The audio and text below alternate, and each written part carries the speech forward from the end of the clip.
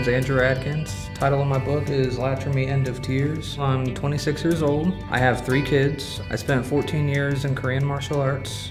My book is an epic fantasy mashup between Final Fantasy Advent Children and later in detail some aspects of the Avengers.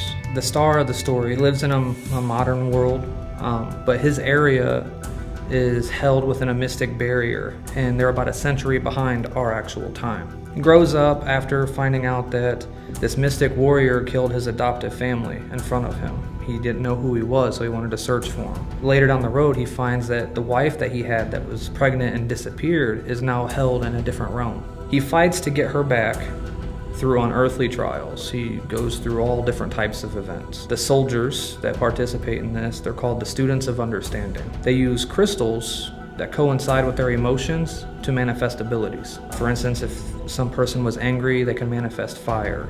If a person was filled with sorrow, they would control time and space and emptiness, like void, dark energy. A person that's sad could control ice. There's a lot of other plots, a lot of different things going on, lots of characters. The whole story is based off emotion. A close friend of mine, her mother, she died of pretty bad sickness. I had another friend, he died in a car crash. All of this within the short time that it took to write this book.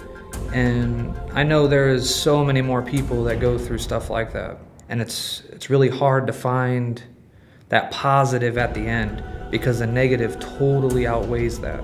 Every type of negative emotion that me personally have experienced, I've made sure that it's somewhere in that book, and these characters go through that. Through all of those trials that we don't have control of, there is something at the end that will show up way later down the road, or it might open up your door and kind of run right into you.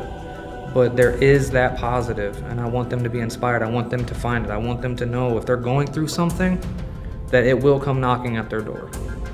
So keep their head up, keep going forward.